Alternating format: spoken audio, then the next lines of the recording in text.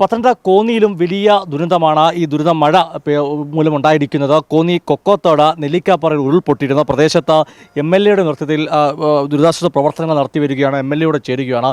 ഈ കൊക്കോത്തോടും വലിയ പ്രശ്നങ്ങളാണ് ഉണ്ടായിട്ടുള്ളത്. കോന്നി നിയോജകമണ്ഡലത്തിൽ പല ഭാഗങ്ങളിലും അല്ലേ?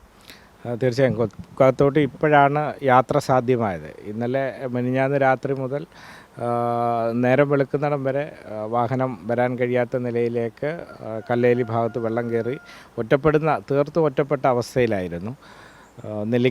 കൊക്കത്തോട്ട് നെല്ലിക്കാപ്പാറയിലാണ് വനത്തിനുള്ളിൽ നിന്ന് ഉരുളുപൊട്ടി അത്ഭുതകരമായിട്ടാണ് ജീവൻ അപകടം ഉണ്ടാകാതെ പോയത്. കാരണം വീടിനുകൾക്ക് ചേർന്നാണ്, വീടിൻ്റെ അടുക്കള ഭാഗം ഉൾപ്പെടെ പോരുന്ന ഒരു സ്ഥിതിയായിരുന്നു.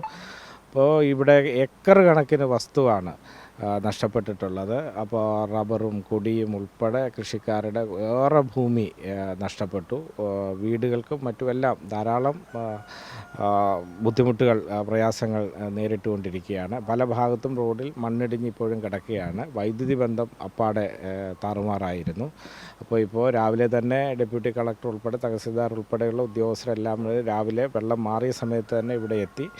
വൈദ്യുതി വകുപ്പിൻ്റെ ആളുകളെല്ലാം ഉണ്ടായിരുന്നു. അപ്പോൾ വൈദ്യുതി ബന്ധം എല്ലാം ഏർപ്പാട് ചെയ്തു. വൈദ്യുതിയൊക്കെ വേഗം തന്നെ കൊടുക്കുന്നതിന് വേണ്ടി തടസ്സങ്ങളെല്ലാം മാറ്റുന്നത്, കുറേ പോസ്റ്റുകൾ പോയിട്ടുണ്ട്. ആ പോസ്റ്റുകളെല്ലാം തന്നെ മാറുന്നതിനും ഒക്കെയായിട്ടുള്ള ജോലികൾ ആരംഭിച്ചു.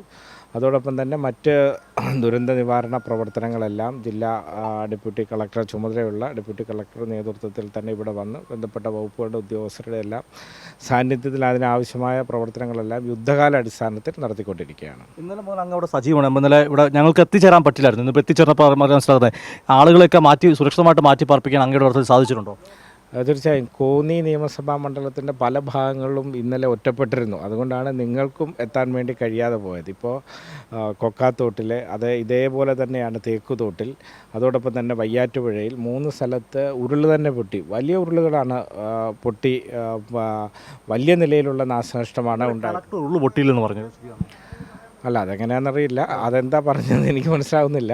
എന്തായാലും നിങ്ങൾ പോകുമ്പോൾ അത് മനസ്സിലാവും. അവർക്ക് ഇവിടുത്തെ വിവരങ്ങൾ ഇതുവരെ കിട്ടിക്കാണില്ല. അതുകൊണ്ടാവാം അവരങ്ങനെ പറഞ്ഞിട്ടുള്ളത്.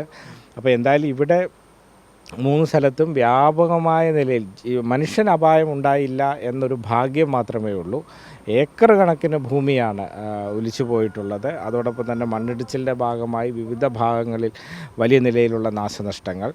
കല്ലാറും കക്കാട്ടാറും അതോടൊപ്പം തന്നെ അച്ചൻകോവിലാറും, ഈ 3 നദികളും ഒഴുകുകയായിരുന്നു. വലിയ നിലയിലാണ് വെള്ളപ്പൊക്കം അവിടെ ഉണ്ടായത്. 2018 ഏതൊക്കെ വീട്ടിൽ വെള്ളം കയറിയിട്ടുണ്ടോ ആ എല്ലാ വീട്ടിലും ഈ ദിവസവും വെള്ളം കയറിയിട്ടുണ്ട്.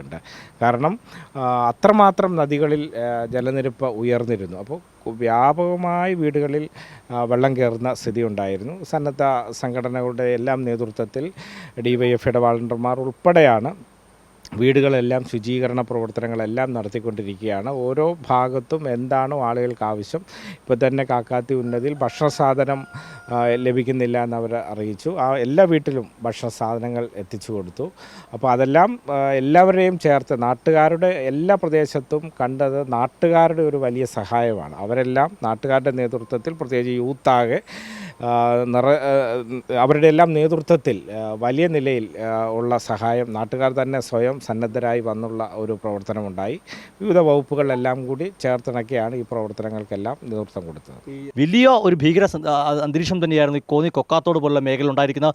എന്തായാലും ഇപ്പോൾ ഗതാഗതം പുനഃസ്ഥാപിക്കാനായി ബാക്കി രക്ഷാപ്രവർത്തനങ്ങളെല്ലാം പുരോഗമിക്കുന്നത് ആശ്വാസകരമാണ്. ക്യാമറമാൻ അഖിലേഷ് കുണ്ടമോടൊപ്പം സുജിറ്റി ബാബു, കൈരളി ന്യൂസ്, പത്തനംതിട്ട.